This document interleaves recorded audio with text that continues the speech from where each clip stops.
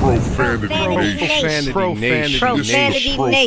Nation. Yeah, it's the new era of man for some old school fans with a new school brand. We got money on the mic with the plan in hand. And Stat Pat to his left, they go hand in hand. And to the right, we got Simpster, he putting it down. It's the Profanity Nation, we running the town, yeah. It's the Profanity Nation. Profanity Nation. Welcome to the Profanity Nation podcast, where we are the voice of the professional fan. We have an outstanding guest here today, but before I introduce him, let's introduce my co-host always, Money Mike. What's going on, my man? Man, I'm good.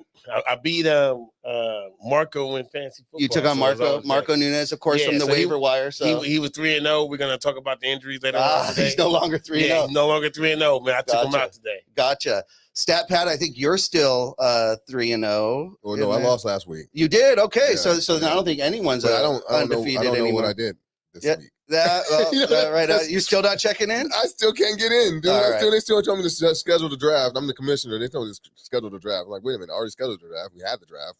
Oh, this is funny. Okay, of course. So I'm still stuck. Update, of course, Stat Pat is the commissioner of our Infinity League, and since day one, he hasn't been able to get in, but he's still been beating everyone except for last Lamar week. Jackson, and scored like 40 points every time. So. All right. Without further ado, let's introduce our guest. This is awesome. We've been waiting for this for a while. We have NBA analyst Eric Pincus here with us. Eric, how you doing? I'm doing well. Thank you for having me. Oh, definitely. Yes. Thank you for joining us on the show. Eric, of course, Eric, you're kind of quoted. If people look you up online, you're kind of, you specialize more in the business side, kind of the salary cap side and the numbers and so forth. Let's get right into that. How did you kind of find that as your niche? That's a good question. I started doing this not dissimilar to you gentlemen here, where I was just a fan of the game. Like I growing up in LA, went to Lakers and Clippers games. Sure. Sports Arena, the Forum, got like the end of that. And at some point I realized like there's actually a job where they pay you money to go to games, and I'm paying money to go to games. So I should switch that up. You know what I mean? And that's like the heart of how I got started. And so that's like, I guess that's the idea, the spark. But from that, like, how do you realistically do that? And so over time, I managed to hook up with the right people, found that people liked what I do as a writer, and they, I was able to communicate in a way that people could understand maybe complex topics. I could break it down, and eventually made my way into the building, got to know some great people, got to know Kobe pretty well. Yep. Was there really around 2002, 2003 is around when I started. And, what the fans of a team want, what they want to know is, how is my team gonna get better? Exactly. Even if you just, like, you're the Warriors, you're a Warriors fan. How can your team get better? We just want it all. How do we win it again? Right. Yep. Or if you're at the bottom, right, like the Rockets and the teams that were, the Pistons, all these teams that were at the bottom last year, Magic, et cetera, Thunder, they want to know how they get better. Right. And so I realized that just like there's rules of the game, traveling, you can't just run with the ball, right? 3 points behind this line, 1 point, you shoot a free throw, complicated rules like block charge. There's all kinds of nuances that go beyond that 48-minute game that goes on year round. That is how teams play against each other constantly to try to get better. And that's how I'm like, oh, there's a whole another side to this game. There's a whole chess game going on behind the scenes. And I was able to learn the CBA, got to meet great people, got to know Larry Kuhnwell, who's sort of the godfather of teaching the salary cap. Go to cbafaq.com if you want to get started with that sort of thing. Larry breaks it down. And that's really how I got started.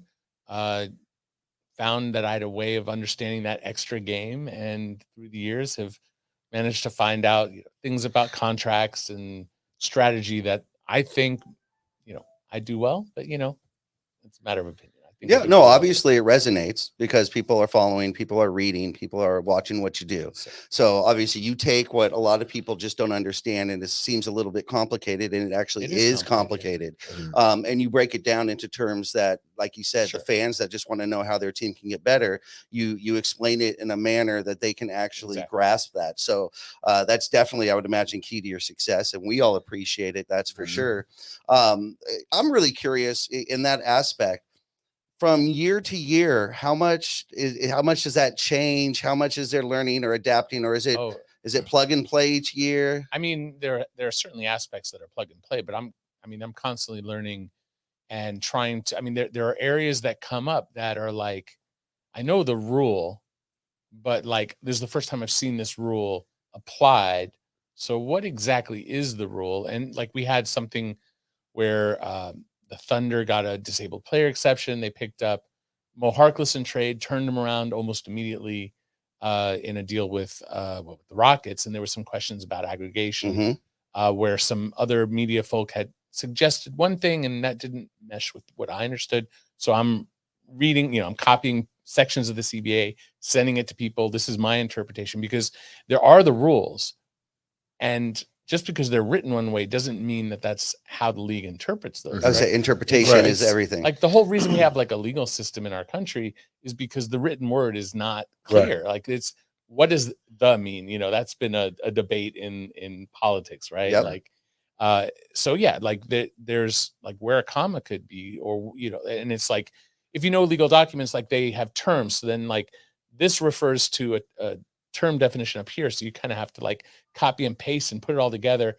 And I come up with what I think it is. And then I send it to somebody who might have the ability to give me like an authoritative answer. And then they may not even know either. And so then it becomes like a thing. So there's like the plug and play of like, I know contracts and they roll over and figuring out like cap room and all the nuances. But then we're going to have a new CBA next year, most likely. Yep. And so now the rules will change. And what will that mean? And how will the teams find those loopholes? And, it's a copycat league. Like, the 3-point shot became a thing, right? Like if you go back far enough, it was like it was like a novelty, like whatever. Yep. Now it's like the heart of the game, right? Yeah. So teams copy each other. It started maybe with like the Suns of the Steve Nash Suns, but you can go back further and like Donnie Nelson was doing stuff like, so like, or even like, there's a lot of growth and it's just like there's a game in the court. There's a game that's played year round where teams are copying each other and saying, oh, that's a great idea. I'm going to use that. And then, you just adapt. All right. So let me, first of all, you could not answer any question, but Mike's always the troublemaker. Just want to warn you. When I see stuff like that and to the regular fan, people who don't know the intricacies of everything, and we say, all right, NBA salary cap for every team was 140 million, right? And all right, cool. We got that. We got 3 players that got 120. Okay, we have a 12-player roster. How are we gonna get $20 million? The other 20 million divided by, and I know that they're like veteran exceptions and leave mid-levels and all that stuff. But how do you really fill out that team? And I know if you go over a salary cap a certain amount, then there's tax and all that stuff. But for me, dude, we just literally gave this dude LeBron like $97 million for the next 2 years. He literally has a third of their salary cap. How do we fill the rest of the roster? Okay. When those things happen, I'm sorry. All good. Doesn't apologize. So you're basically saying like, where do the Lakers go from here? Right. We literally we have Russ with 44, and I'm maybe off a little. Right. They all say 40 on there, so it may be 41 or 45 or 47, but they're 40. So that's $120 million. And salary cap is what, 160? It's much lower than that, but it's still a lot. It's not quite that high, but regardless, whatever the number is. So how do we get the other 9 players on the team? I'm sorry. It's all good. So like the Lakers have money coming off if Russ is gone. Yeah. Right. And you have guys like Walker, Nunn, guys who are making more than the minimum who are expiring. And so in theory, all the Lakers have is LeBron and AD next year and Max Christie, and they probably have the rights to Reeves they can keep, which won't be expensive. Yep. So you start adding that stuff up. And if you've looked around the internet, you've seen like reports that the Lakers are hesitant to make moves that take on salary because they want cap room next summer. Right. So when you just have LeBron and AD, and let's just, we're not going to use real numbers, but let's say it's 90 million, right? And let's say the cap is 130. Right. Okay. I'm just making stuff up. Sure. It sounds like you have 90, 130, you have 40 million. Right. But for each slot that you have open up to 12, that takes up, we'll just call it 2 million. I'm no one write these numbers down, right? So you can't just fill it all up. But they might have like in the neighborhood of $30 million to spend if they hold it tight. Now, the max is going to be, most players is between 40 to 45 million. They might be able to get to a max of a guy like Tyler, like Hero, right? Yep, But Hero just took an signed. extension. Yeah. Right. So now you go, well, like who else might not sign an extension? Cam Johnson, is he worth that kind of money? In my opinion, no, but I like Cam. It might be that worth it somewhere else. But if you're the Lakers, I don't think Cam Johnson's the where you Right. put that money. You don't hold your line right now to go after Cam Johnson. Do you hope that Kyrie Irving can't get more elsewhere? Maybe that's probably what they're thinking. But then if he does get more elsewhere and you can't pay him what he wants, then what were you waiting for? Right. So one way is to hold it tight, right? The other way is to say, screw all that. We don't care about all that cap room. What we're going to do is we're going to make trades so you can pad trades. So if you trade Russ, let's say Russ is making, we'll round it up to 50, right? You might be able to take back 25% of that, right? So you can take back a more money than you send out. Or if you trade, in the case they traded Taylor Horton Tucker and they got back Beverly. So there are ways to add salary through trade. And then there are exceptions. You mentioned the mid-level. Lakers project to be a tax team if they were to keep it together, but they're a tax team right now, but if they might not be under the tax next year because players are expiring. And the so, large expiring so they might contract of have Russ. closer to, it'll be 11-ish to So- spend. So there's money, and you could always sign someone for the minimum. So once you get past that worry about, well, what do you do for the rest of the roster? You do what they've been doing the last few years. You go after guys like, Thomas Bryant, Damian Jones, Troy Brown Jr., all the guys that they got for a minimum, or last year, Melo, Bazemore, all the veterans that they got, DeAndre. You always have the minimum, unless you have a hard cap. We won't get into that. Yeah. So okay, so I guess Answer it at all. Yeah, I mean it kind of does. So now my perspective has changed because we're not really concerned about this year. We're really concerned about. Well, it depends. Are you concerned about this year or next year? They're two different questions, right? Well, because all but the teams are different. But they're related to each other because what you do this year is going to impact next year. Right. So if you take on like a Buddy Hield, right? Who's a guy who was linked to the Lakers before. He makes 20 something next year, right? Let's call it 20 even. Doesn't matter the exact number. If you had 30 maybe next year and you take on 20, 10 million is nothing. At that point, your exception's 11, so you don't have any cap room, right? So if you have 11 to spend, and you're not going to give that up to spend 10, right? Yeah. So if the priority was like right now, win right now, which it should be based on having LeBron, right? And his age. Right? It's time to win in theory. I mean, then we gave him all this money, so he should win. Well, I mean, right. But also there are 5 to 8 to 10 massive impact players in the entire league. Right? Like how many are there? There's Giannis, there's Steph. But Steph, when he didn't have his guys, did Steph suck it up? Did we say, Steph, you're not He good? was balling, but he didn't have his guys. Okay, to your but you're not point, saying though, the same thing about LeBron. That's what I'm saying. To your point, he was balling, and he was a play-in team. Why wasn't Steph? Why didn't the Warriors win the last couple of years? Well, because they weren't any good. Well, yeah, because they people were hurt, injuries. right? Well, AD was hurt. Well, actually, but listen, let's. LeBron was hurt as well. Right? Well, Steph was hurt too. What frustrated me about the blow up of the team and us getting in Russ is at the beginning of the season we were a championship contending team, and the only reason before Russ or after before Russ? Okay, before Russ, and the only reason why we didn't win was because of injuries. I think there's an argument. So my whole thing is, well, if that's the only reason why we were this bad was because of injuries, why did we blow up the team to what we had last year if that was the only reason? Well, I mean, number one, and I'm not disagreeing with you. You're making a real point there. That's not what the front office wanted to do. They didn't believe that was the right thing to do. That's not what LeBron wanted. He wanted Russ. And so they made the choice together. LeBron. Now I'm with you. Like realistically thinking, these are human beings. They're not robots, right? And the Miami Heat go to the finals. They were not the same team the next year. No, because this was the fastest turnaround in professional sports history after the bubble championship, right? Almost all the teams that were in the Final Four, I think the Nuggets were the only team that like survived. Yep. But they were like, they didn't have Jamal got hurt. Murray, I mean, everybody got hurt. So a realistic point of view would be to simply say what you're saying. Like, you were a championship contender. The reason why you lost is because like it's too much on the bodies. It's kind of like when the Lakers go to 3 championships in a row, right? They lose the first one, win the next 2. They didn't have the legs after that. Go Right. back to the Shaq Kobe era. Yep. They go Right. 3 times. That Yeah. 4th year, Playing you got that beat by deep. the Spurs. It's a tax.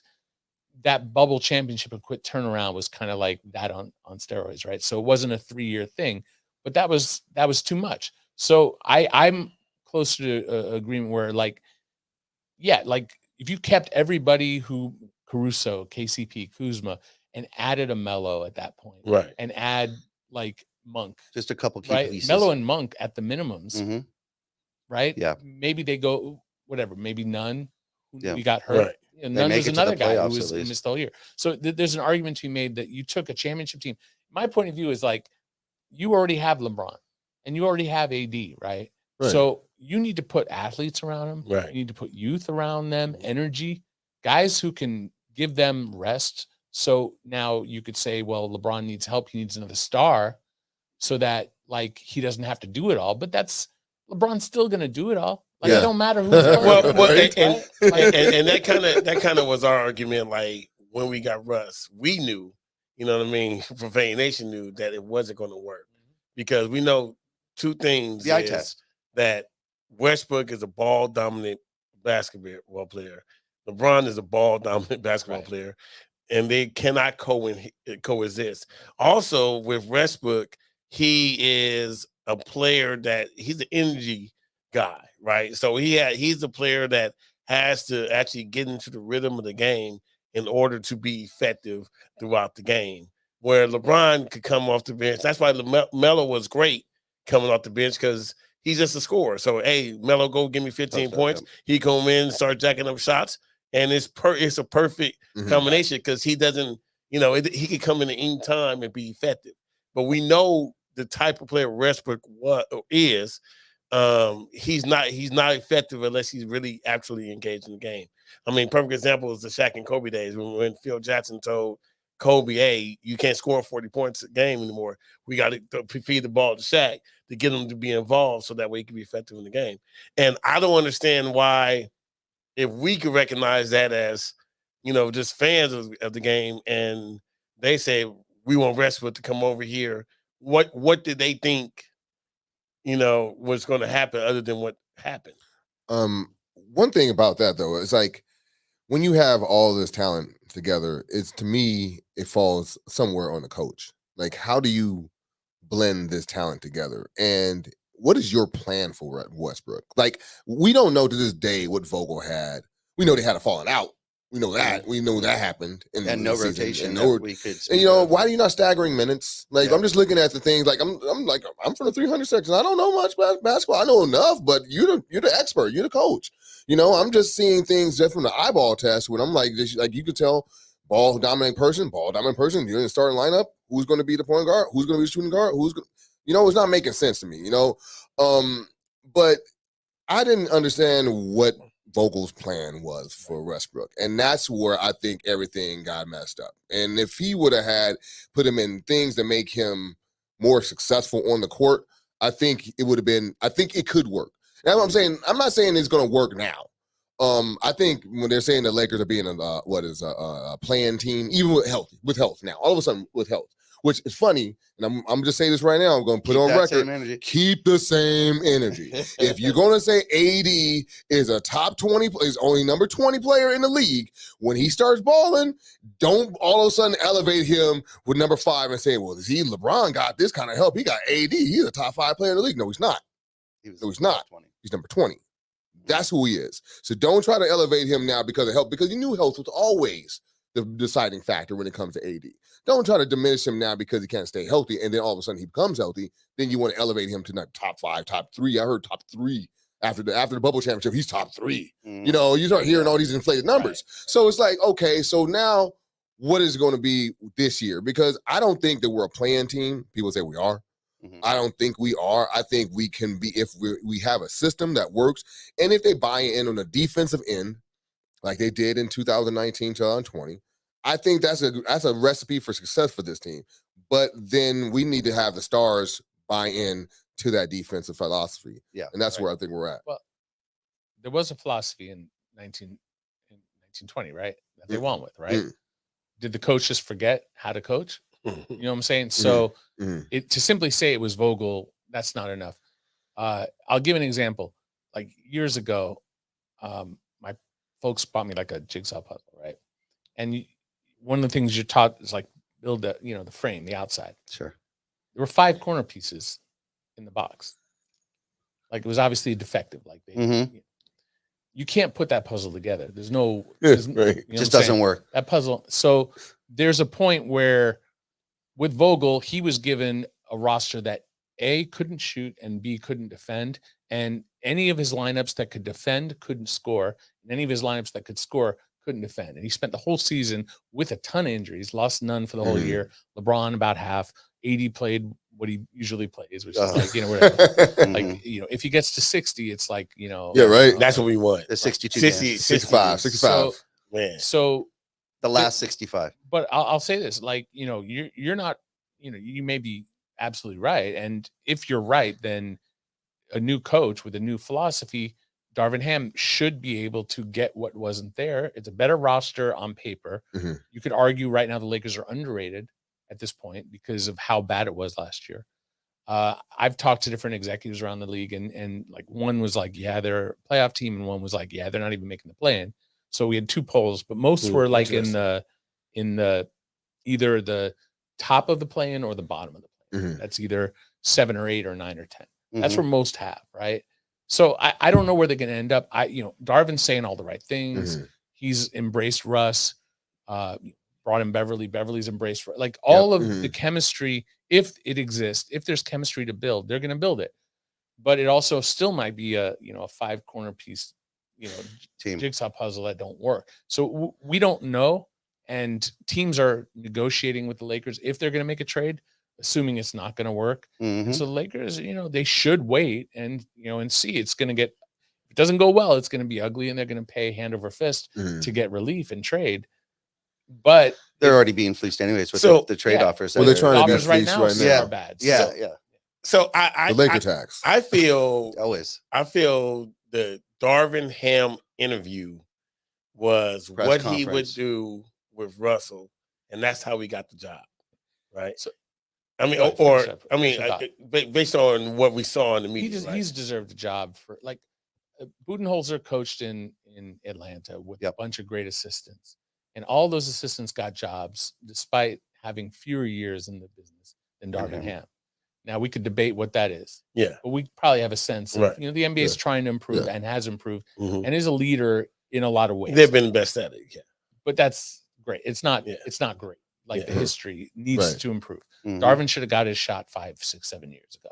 So I'm happy for him. I've known him since he was an assistant with the Lakers, and he's just somebody who's like, he's a formidable person. Like he's passionate, he's kind, but he's also like got heft behind him. Like you're not going to mess with Darvin. Right. Like he's got authority. Right. You're not going to like, if he's angry or serious, You're not going to know. Yeah, I'm going to do what he tell me to do. You know what I mean? Right. So I want him to have success. I root for people. I'm generally an optimist. I wake up in the morning, I want things to work out, right? So I'm rooting for, and it's not like a Laker thing or anything. Like I'm rooting for all the people I know. That's if you do this long enough, you get to know people, and then you start to root for friends to succeed or people that to succeed. So I'd love to see him have that kind of success. And maybe the Lakers are going to be great this year. We just have to wait and see. But yeah, like I don't know, like you said, the eye test, and it's like if AD is a non-shooter from the outside, which he's been for the last 2 seasons, right? And really has never been a 3-point shooter really consistently. And then Russ is a non-shooter, right? And you're going to start maybe with Damian Jones, who, he shot a 3 in a scrimmage the other day. He's not a shooter.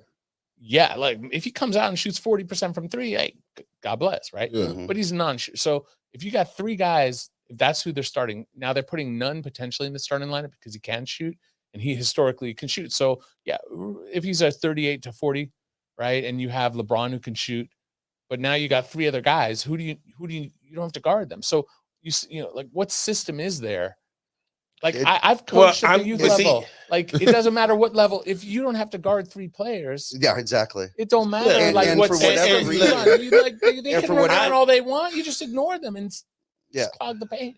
Go ahead. You know what I'm And, saying? and for whatever reason, the Lakers have gone against the formula of success for LeBron, which is surround him by shooters.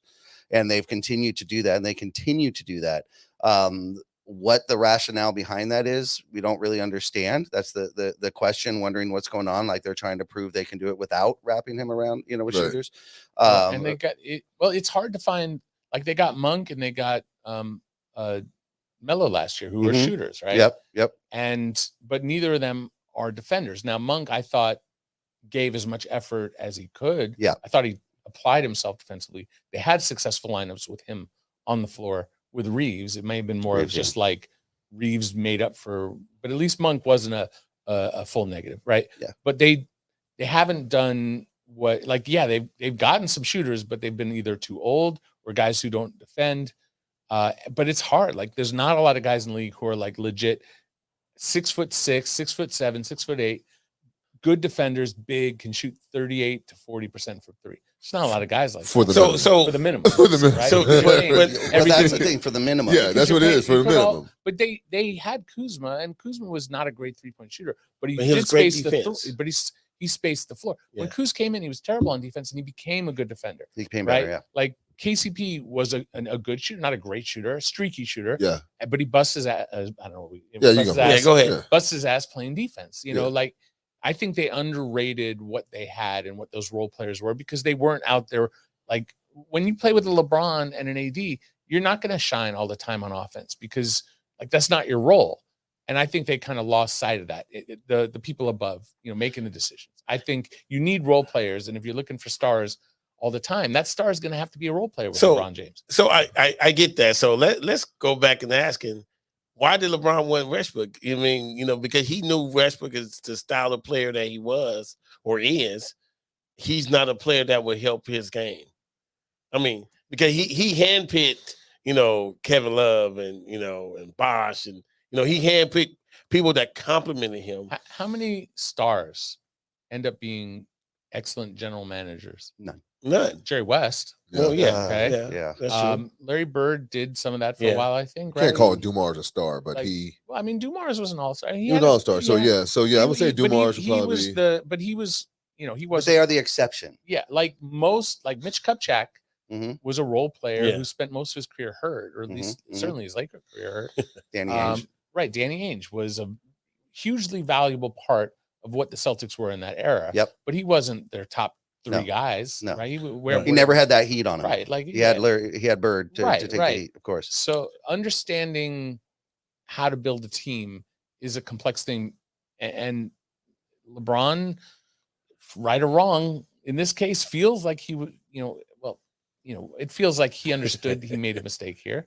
I can't speak for LeBron, but I think, Mhm. his actions and his relationship, his icy relationship we saw in some of Yep. Mhm. him Yeah. at one side of the gym. I was there and I'm like, I was with my students. I teach a class in Vegas and we're sitting there with our students and like, I can't pretend like I'm not seeing this and try to Right. explain it. Like these guys are not saying hi to each Not other. ag- They're not ag- icing each yeah, other right yeah, now. Not acknowledging it all. Right. So, I mean, I agree with you. When it happened, I was like, I talked to people there, like, I don't get it. I looked at it. I'm like, I thought like with health, just pure talent alone, they should be able to get to at least See, like my- a top 4 seed. my four. my But they feeling, weren't six. healthy enough. They were not- Right. my feeling always was like, look, they're both making $40 million a year, so they both got to start, right? And then, but I said after 5 minutes of starting, sit Westbrook down, let LeBron play the whole first quarter, let LeBron start getting this rest, let Westbrook run the second unit.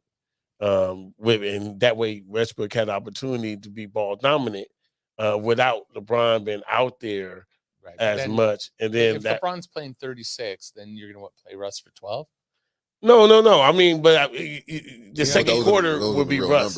numbers. Yeah. Where Russ would kind of get everybody else involved, and then he would come in on the Still back only, end. yeah. I mean, It's it's still only still- 12 minutes for Russ, and Yeah. fine, he plays with LeBron. If Russ plays 24 minutes, right, then it's 12 minutes with LeBron, but he's going to play close to 30.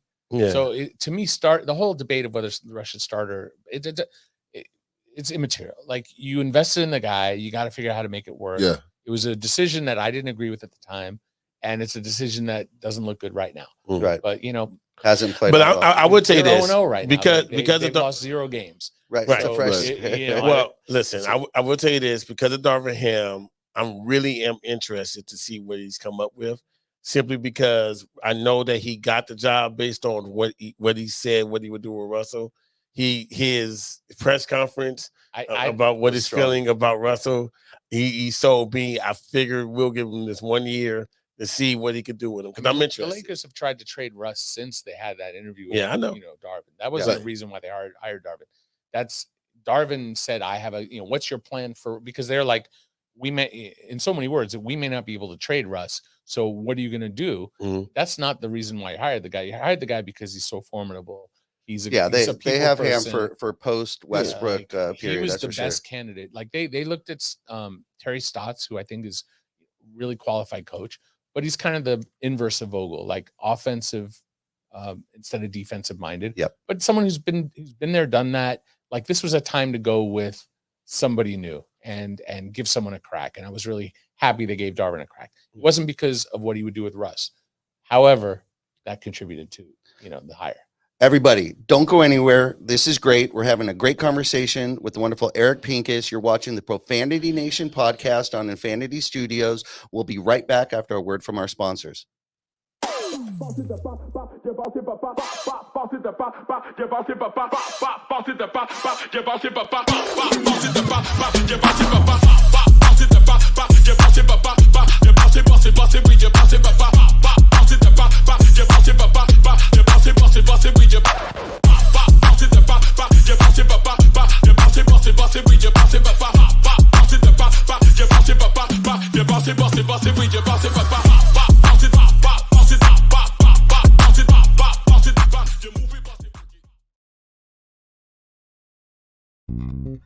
United One Protection Services. With over 30 years of experience, United One Protection Services has more expertise and knowledge than the other security companies combined. Residential, commercial, municipal, or institutional, United One Protection Services does more than just security. We protect your livelihood. United One Protection Services.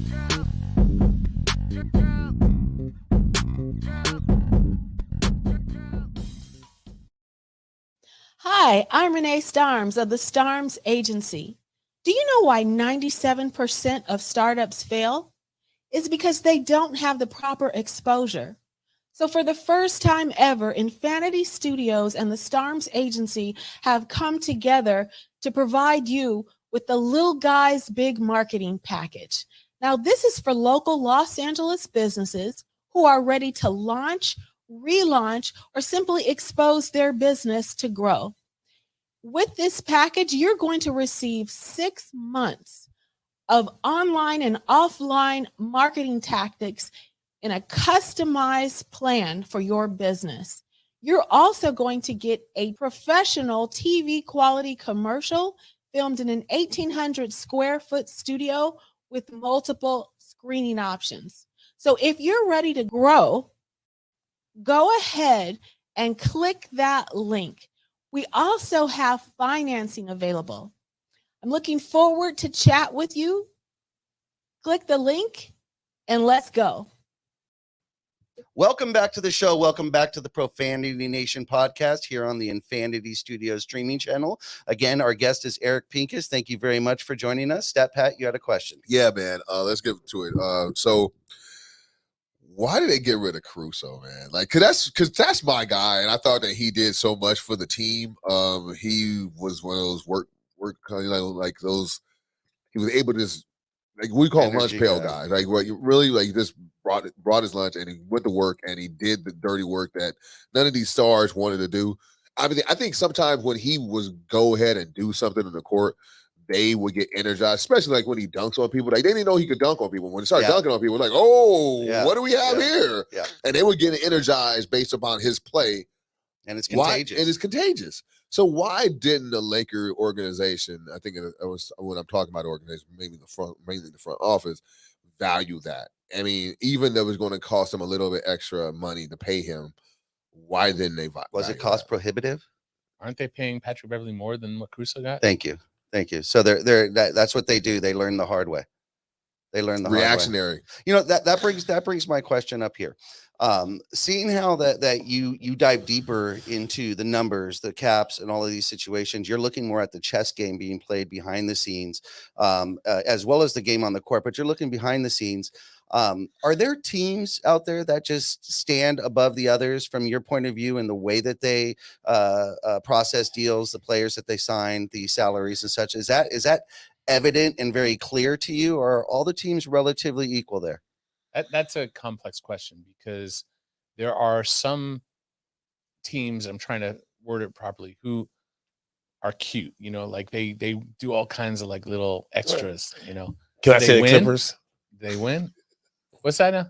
I'll say the Clippers. No, I mean like anything Daryl Morey tree, Okay. Yeah. like even Presti, I was like you know, Presti. Presti, like I much respect. You know, I know both of them, and they've done great things. What Presti has done is broken down a team and gotten a lot of assets for it. Cool. That's what the Jazz just did, right? Yeah. Like much respect. Fire sale. Breaking a team down is a lot easier than building one up. Like when the Lakers, people celebrate, oh, the Lakers traded Nance and Clarkson and got a first out of it, you know, to the Cavs. Celebrate. I'm like, you just sent away two good players. Now maybe that works out for you. You know, they got LeBron, eventually AD in a championship. So whatever got them there, fine. But like in the case of Caruso, like I don't want to short shrift that answer as well. Like, you know, Chicago looked at him and like, you know, you could be cute, right? Forget all this cute stuff. Like Chicago, they're just like bread and butter. Like they just do the new GM. He's making deals. Gave up some firsts to get Vucevic. Gave up some firsts to get DeMar. Like he's making moves, right? He could have gone one way. Could have gone another way. I don't know if there's anything that stands out that's like, oh, you know, special cap gymnastics. Like he's just doing his thing. But like he looked at Caruso and saw value and paid him a nice contract that wasn't outrageous and got a hell of a nice player. And the Lakers easily could have matched that money and they just didn't value him, right? So to me, there's like, you could be great, like what we talked about, people who are doing all these moves, but if your player value isn't there, like, I mean, Presti drafted like KD and Russ and Ibaka and What a great team. and Harden. Like, I mean, he's done some incredible things. And then he's got, you know, Giddey's real nice. And you start going, you know, I'm not mad. Like his player eval, clearly they've got some, but I you know, who knows how that story is going to end. On the Lakers side of the coin, like they've drafted well the last, you know, 8 years, however long. Like you go through their picks when they draft, which is, you know, they draft quite well, they especially late in pretty the much dump all their picks, Yeah. and anybody they draft, they eventually trade. But like they do draft They're well good, yeah. when it happens. And their farm scene, Their farm, G, you know, the South G G, was Bay, great, like, yeah. they- like I mean, we had GP over there. We obviously had Caruso. Yeah. Mac McClung is Thomas about, Bryant. about to no, kill it. they've done a great You know, job. You know, But this year. at the front office level of Lakers, the player eval seems lacking the last couple of years. Mhm. And you know, I've written on the last 5 years that the kind of moves they've made, they've been bleeding picks left and right. In every deal they've made, they've sort of been on the losing end of every deal. And like the deal they got for AD, you know, you got a championship out of it. At the time, they changed the market. Like the market wasn't the market for what they gave for AD was not the market. Now it's the market. Yeah. Because they set the market. And now, you know, Paul George going to the Clippers reaffirmed that. And now like, you know, the Rudy Gobert thing and all this and Mitchell, now the market's, it keeps, you know, inflation, it's escalating, you know? So like before that, it was, you looked at the history and it was like DeMarcus Cousins and guys like that. They were barely getting any firsts. It was like nothing. Teams were holding on to first. Like it was like, you know, you couldn't get like that was first, gold. right? But the league changes and grows. In the case of Caruso, it was just like they didn't value what he did flat out because they had the money to pay him. You could say, oh, the Lakers they can't afford the tax because this is all that the Buss family does, and they don't have the pockets of a Ballmer. And yeah, of course they don't have the pockets of a Steve Ballmer or Mark Cuban. But like, how many championships Mark Cuban got? He's got one. Good for him. You know, it's awesome. It's not all about just your bankroll. And the Lakers are paying more now. They keep paying more on the back end now. to make up for their So, mistakes. Right. Paying the tax isn't the issue. Last year, it was just that they just didn't value Caruso enough to pay the tax for him as a player. And just to wrap it up, you just need a star, but you need a star on defense more than you do when you have LeBron. You got your stars. Yeah. on offense, LeBron and AD. Go get stars on defense. How many better players in the league are there on defense than Caruso at the guard position? There's not Mhm. many. I mean, there's some, but there's not many. No.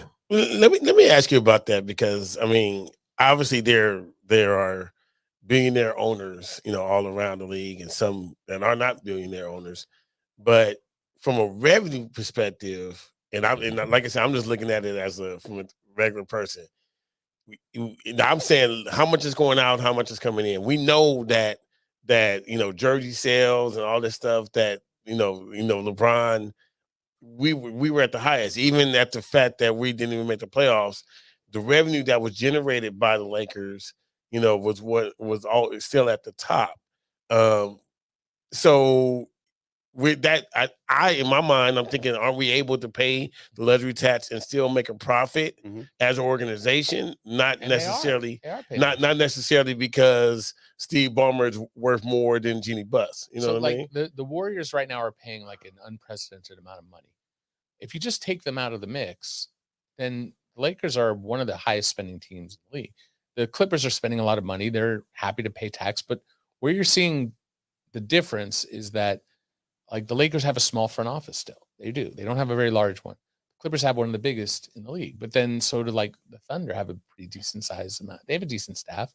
You start going through, and there are teams that don't have the kind of, like the Spurs have a very big staff. That's their thing, right? Like they have an army of people to do the evaluation to build that team. Lakers don't invest that way. Like compared to the Suns, the Lakers have more, right? The Lakers are bigger than the Suns front office. Right. Suns front office is, I think, one of the smallest because they don't believe in They don't value that in the same way. right. So like if And for the record, front office staff does not count in salary cap. no, it doesn't. Absolutely. So- But there is so- a budget, and so I Sure. get it. And like the Lakers make more money than most teams in the league Right. based on their TV deal, but also we live in LA. It's more And so expensive. it's more expensive. They have the building that they invested in, which is a beautiful building, the Health South. UCLA Health. Right. It's beautiful. So, So that revenue coming in is it like apples and oranges and I that? mean, Like, they can afford Alex Caruso. Like Yeah, they're paying right. now More. that money right. to Patrick Beverly. Plus So it's So it's never a matter about it- that. I mean, and people say to me, oh, like they want to go. People are asking me this, was like, do they want to go into the cap next season to get out of the repeater tax and things like no, they're not running from money. They're just not. Like that's just not what the Lakers are doing. They're making decisions that you may not like, but they're made for basketball reasons. If you don't like their basketball reasoning, you don't like the basketball reasoning. The decisions aren't made by the wallet. Now, of course, you're not going to I mean, it comes into play. Like they could have kept Caruso. They didn't think he was worth that kind of money. Yet Or they the tax traded that went for with it. Russ. Again, And one they of the thought highest Russ was worth players. it. Right. One of the highest Like paid you players. don't if you're trying to not spend money, you don't go pick up literally the highest paid player in the league outside of Right. Yeah. I mean, Wall makes like a hair more, and some other players whatever. I have to look and see where he is on the list, but he's like right up there as most. You just don't do that. So it's not that they were running from money. It's not that money's the problem. It's that the player Val is the problem. If you don't like Yeah. what they've done, which How clearly far this- out when these teams and these front offices are planning and they're holding the two draft picks or this or that, usually in any business you're X amount of months or years ahead planning. How far ahead are most of these teams planning? Are they usually just a year, or two? Are they looking Well- 3 to 4 years? What is that? like if you're a GM coming in and saying we're going to start winning in like 4 or 5 years, you're not going to be around in 4 or 5 years. You know what I mean, now every so often someone will, like Presti might have that kind of, there are people who come in. Most of the time though, like you got to get to winning. You get hired in that job. Like the Kings folk, they've been hired.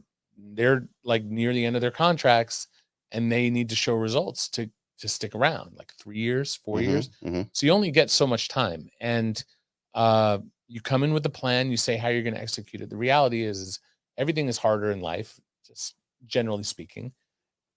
Just the nature of things. When It's you hard actually to get achieve. down to it, It's hard to, for every one of us on some level. There are some people who fail upwards nonstop and have success like that, right? Most of us have to struggle a bit, and you only have success in stretches, right? That's like an NBA team is only so good for so long. So I don't know how far off the Lakers have planned, but once you get LeBron, like It's win the now. plan is win now. Yeah. And the concern, if you're a Lakers fan, like LeBron only has one more year after this. Rob said at the press conference, I was there. He's like, we locked him in for multiple years. I'm like, did you though? Because like he added 2 years And a to the player one, option. but one's an option. One's a player's And option so always. you got him for this year. Yeah. Got him for one more after that. Now Bronny shows up and he gets drafted to Orlando. Then is LeBron going to go to Orlando? He might just look.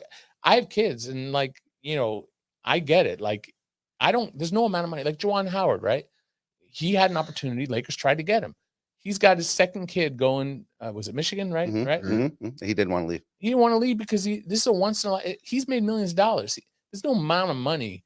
Like LeBron's a billionaire. There's no amount of millions that could keep him away from being there for his son's rookie year. I'm sorry. Once in a lifetime thing. I'm sorry. It don't matter. It doesn't matter. Okay, You're here's right. the I thing. mean, Wait. is he going to do it? And we know he's going to do it. I don't. He's going to do it. He's not. And how many teams know that? And okay, fine. Maybe the number one pick won't go to Bronny, but like if you're 15, 20, Why and wouldn't you're you Minnesota, do it? Yeah, grab it. and you have a chance to add to Gobert, Cat, Edwards, whoever else you got on that roster, right? Mhm. An aging LeBron take. And add LeBron. Okay, so let me ask you. Serious question. You don't take Bronny to get that? Serious question. I'm not hating at all. Well, I mean, but I ain't hating. Bronny has dropped down in high school ranking from 20 to about 60. I don't think Bronny is, I'm not gonna say capable. He shouldn't be drafted. Let me just say, in my opinion, I don't think he should get drafted. As of right now, at least. Do you think that a team in an effort to get LeBron on their team would draft a player that they don't? I just said a team, right? I mean, that's what I think. So That's what Orlando. we're saying. So Minnesota. That's what. That's So what so we're you said saying. Minnesota would draft him? Yes. In my opinion, if Minnesota, so let's say Minnesota's good, okay? We don't know how good, but let's say they're between 20 and 28. But let's just give them 22. They're the 22 pick. That doesn't matter. Many fans, whatever. Ronnie's out there. Okay, it's 22. You give them the first round? First round, 22. Yeah. Okay. You're a team that is trying to win a championship right now with Cat, Gobert, and all those dudes, right? And now let's say they don't win this next year, and they don't win the next year, right? So now we get to that year where it's time to draft.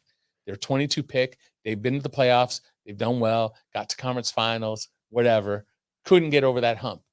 You have a chance to add a 20. What are they going to do with a team like that with a 22nd pick? They're going to get a role player who's not going to play on a championship team. Maybe in a great draft, they get a good prospect. But the reality is like you draft any human being. Takes time. Okay, so help me It out. doesn't matter, but you add one human being who gets you LeBron. Right. That's worth.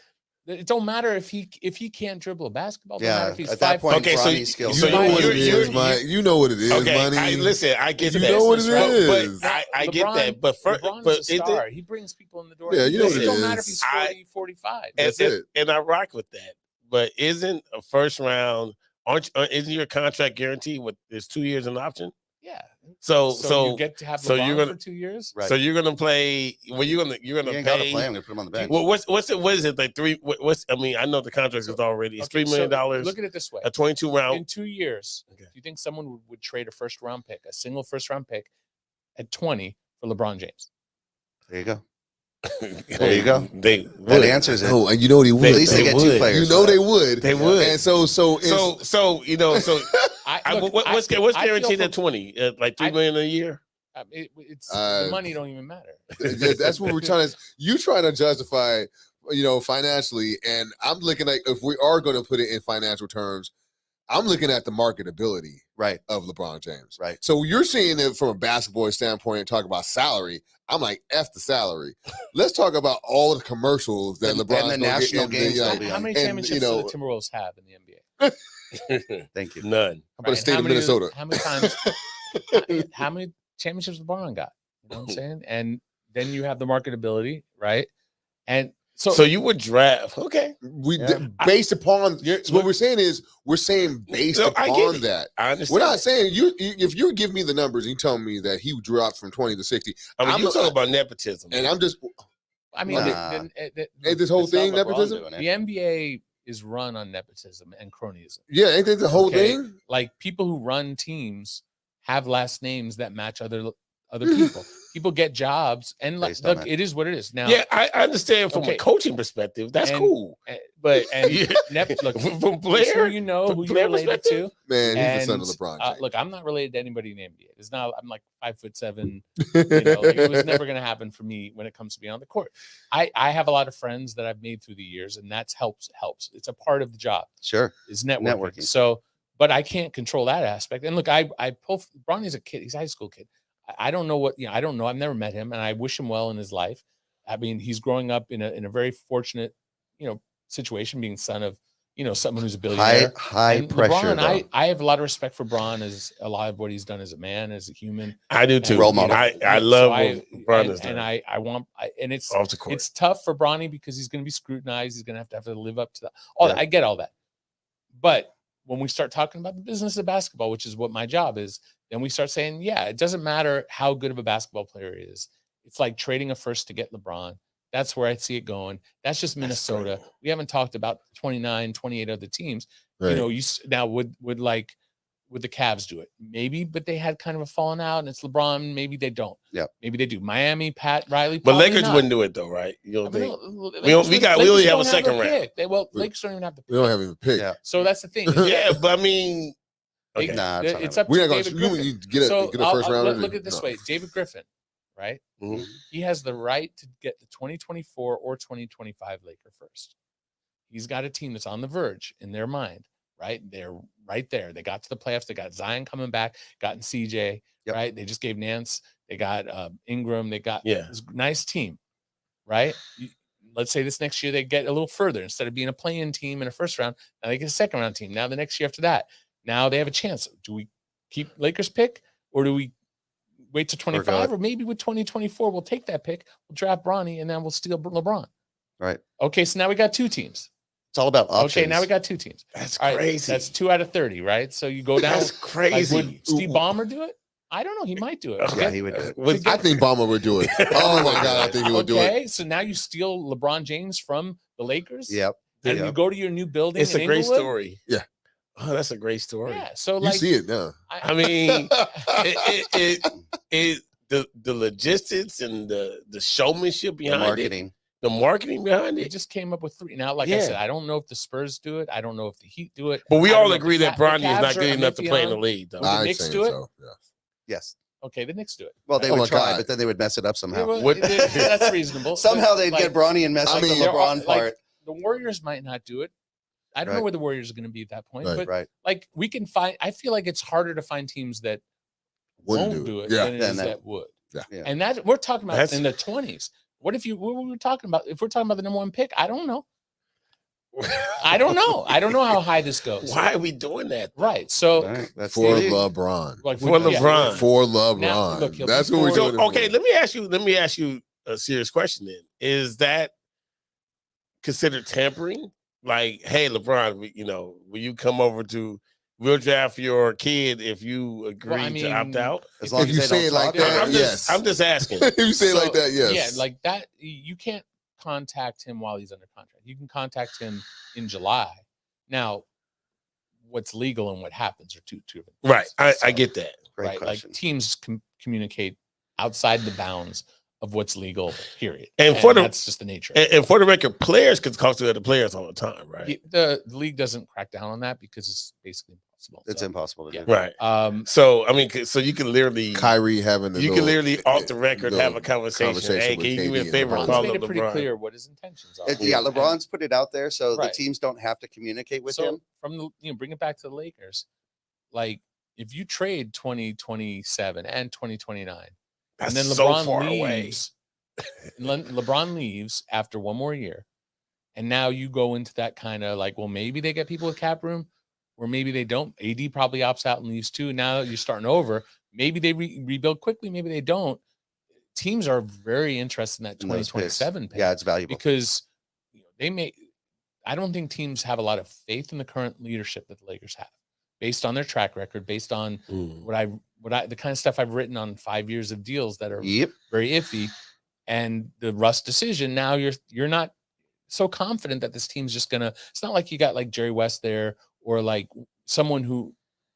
There's nobody proven. There's nobody proven. You're looking and as each year passes past the bubble year, the asterisk that people want to put on that championship gets larger. There are teams and who look larger. at that and say that.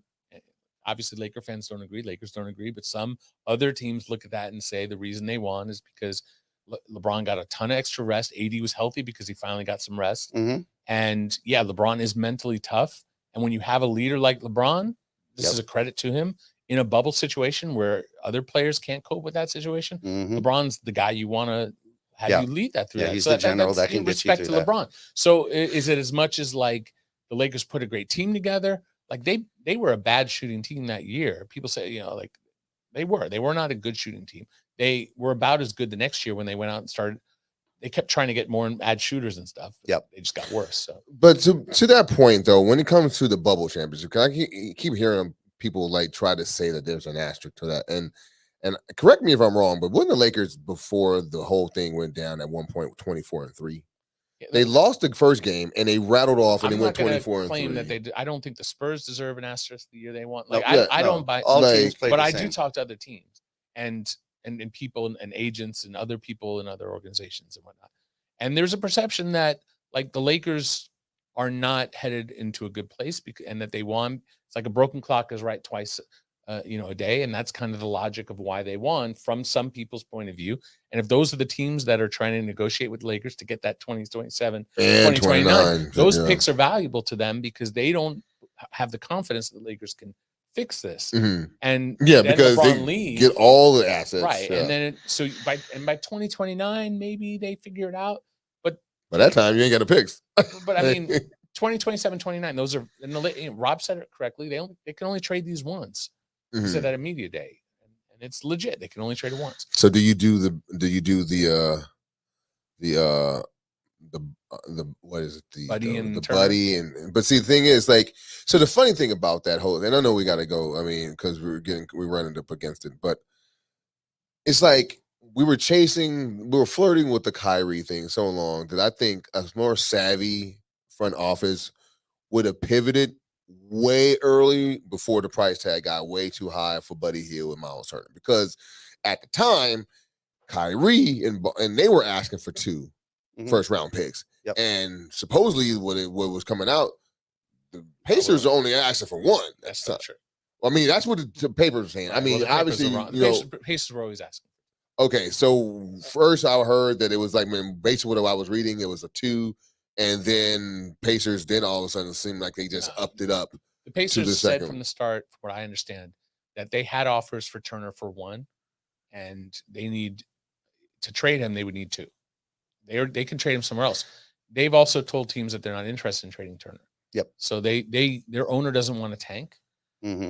I've talked to the Pacers for several years in different ways, and they can't be a tax team. Their owner won't pay the tax, and they won't tank. Last year, injuries just derailed their whole season. It was what it was. They're not planning on tanking this season. Now, this is what I'm writing on right now is like 20 games in where the Lakers were the Pacers. That's a different story. Like, and everything changes. Prices go up and prices go down. Is the key to unlocking Russ and none being healthy. And this team is out 15-5. Maybe the Pacers are, 3-17 and Miles Turner is demanding a trade. You know what I mean? Like the market can change just like that. Like Jay Crowder, he's on the market. We didn't know that he was going to be in the market. Now he's on the market. Like you can anticipate he might be on the market because he's extension eligible and they may not extend him. And so if they don't extend him, does he throw a tantrum? And that's what happened. No offense to Jay Crowder. I get it. Like that's a messed up situation. What's going on in Phoenix. I mean, see what they're doing with the 80. Yeah. So it is what it is.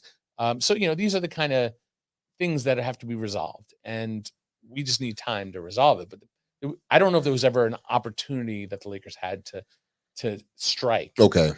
But I also think they had to wait until LeBron extended before they could. Yeah. Because you do any of these things and LeBron doesn't extend and then he leaves after a year. And you're locked. Then it's like, well, what did we just do? What did we do it for? So there was pressure on both ends of the court. They would have made a Absolutely. deal for Kyrie in June or July without LeBron having that locked in because they would be confident that would work. And in worst case scenario, at least you have Kyrie and AD if LeBron leaves. Right. But they were pretty confident from what I understand. But ultimately, the Nets, once KD asked out, they were like, they stopped. There was no negotiation at that point. They weren't trying to trade Kyrie. They shut off communication. It was just like, we got to figure out what's up with KD. They explored KD things. Nothing looked good. And they just said, all right, hell, we're not doing this. But it was never like, oh, let's trade KD at that point. That point or Kyrie at that point. It was like, let's just wait on that.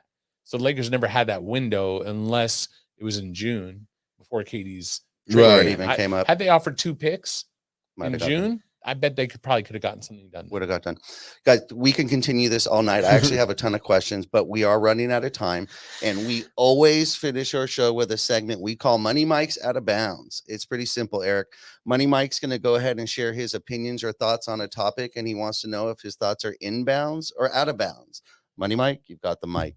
All right. So I want to go over like the Lakers press conference that we had and our guy Westbrook. We go ahead and have a producer play it for me. I love again. Yeah, Russ, you said you're buying into the Lakers. Do you think the Lakers are buying into you? Do you think the Lakers want you here?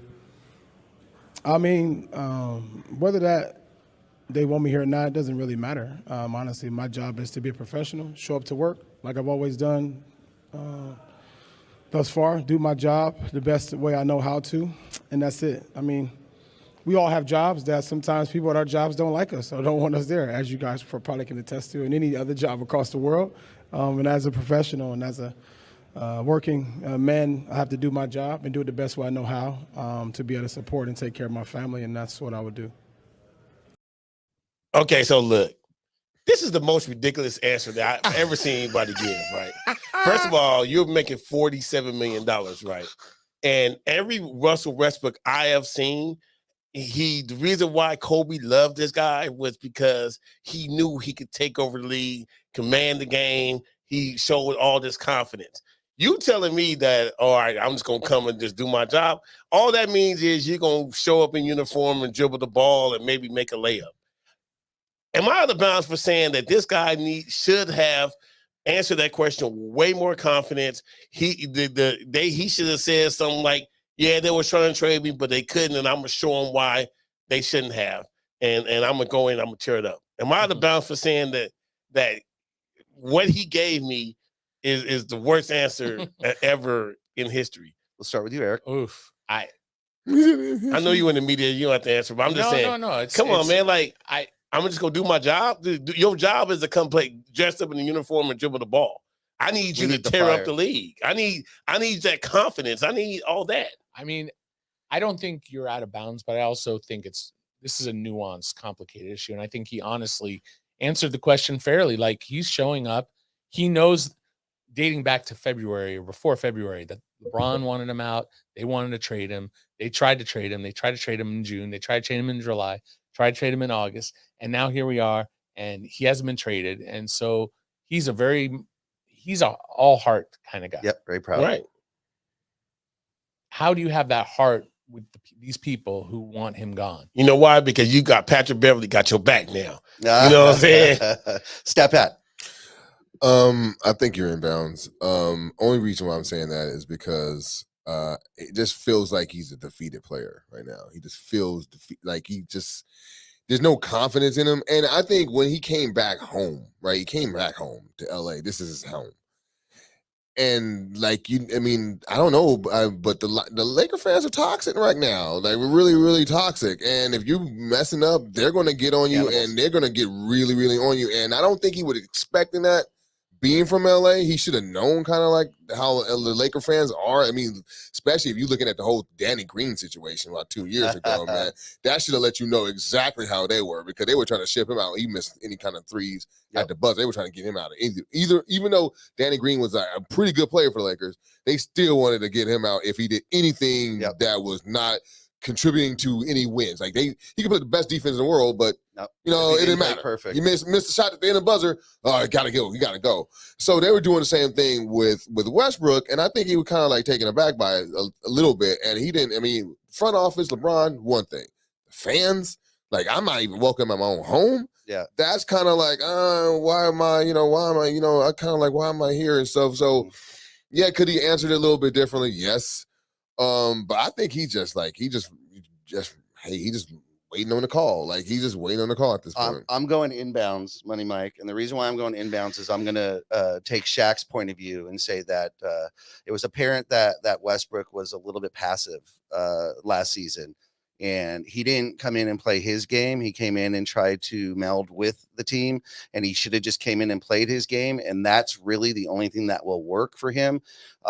After last season, it was completely unfair. He was actually one of the more consistent players for the Lakers, to be honest with you, but his stock is at an all-time low. So he really does have to come out and play with some fire and show that spirit, that Mamba mentality, as we all call it. So it would have been nice to see that in this press conference. So for that reason, I give it to you. But as a man and a human, I completely understand it. I understand. He was thrown under the bus. Can't show that. He was thrown under the You can't bus. show that. And it's really hard to That stand question up. was kind of wild though. When he Yeah, was it's going to with the loaded. question, he was It's like, loaded. oh, he's like, It's a oh. loaded question. I worked with Bill with the LA Times. Yeah, He's yeah. great at what he does, and Yeah. that's an important question. It is. It was a It fair is. question. I think it's a very valid question. I just think that his answer, even if he felt that way, he shouldn't have given that. First of all, listen, Patrick Beverly, in my eyes, and I see him, he's not a great basketball player. But you talk to him, he think he's LeBron. You know what I mean? Yeah, It's like I love Ultimate his confidence. confidence. He's definitely first ballot. Hall of You know Famer. what I mean? Like when they asked Patrick Beverly, what's your favorite highlight of LeBron? His answer was, when I blocked LeBron. That was his answer. And I love they're that. playing with me. Yeah, you know what I mean? Because it's a different dynamic. Like we already, when he said they're playing with me, we're like, that dude is a clown. Yeah, that but is crazy. But you love the appreciate confidence. it. And what worries me with that answer is it's like he doesn't have that confidence, and that's what he has to play with. Pat and Russ are both ride or die kind of guys, Right. But once you give That's up it. on them, They're it's like they're out. You Yeah. know what I mean? You don't want me, I don't want nothing to do Yeah, with you. but okay, so that's what makes you wonder, because Darvin Ham has been saying, He's been trying to rope him and back he was in. like, he said that You have a coach in one ear doing what you're saying. Yep. You also have a front office making calls trying to trade you. right And saying, and knowing that the coach only has limited power. yeah, Darvin don't have any power in this regard. He's not in charge of this. But even from the front office perspective, they're not willing to give up that much for him, though. Yeah. Because they So- think so there is- they can give up less later is what Yeah. they think. They could be Yeah. right, they could be wrong. Oh, don't Yeah, say they that. need to get better. Don't Guys, let Westbrook this hear has been that. outstanding. Eric, can you please let our followers know the best way to keep up to date with what you've got going on? Sure. You can find me on Twitter. It's probably the best place at Eric Pincus, EricPincus. I write for Bleacher Report. I also work for Sports Business Classroom, which is a great learning educational platform. Yep. We have our annual immersive in Vegas around Summer League, which is like the best program in the world to get yourself into the business of basketball. But in the meantime, just reach out to me, hit me on Twitter, say hi. I'm all over the place, but that's really the best way. That is excellent. Awesome. Guys, this has been wonderful. For Stat Pat, Money Mike, our host, our guest here, Eric Pincus. I'm your host, Simsta. We appreciate it. This has been the Profanity Nation podcast, exclusively on Infinity Studio streaming channel. We'll be back next week, as always, Sundays at 8:30 p.m. Be sure to subscribe, follow, do all the above, and keep up to date with what we've got going on. All right. Have a good one. We'll see you next week. Thanks, guys. Shout out.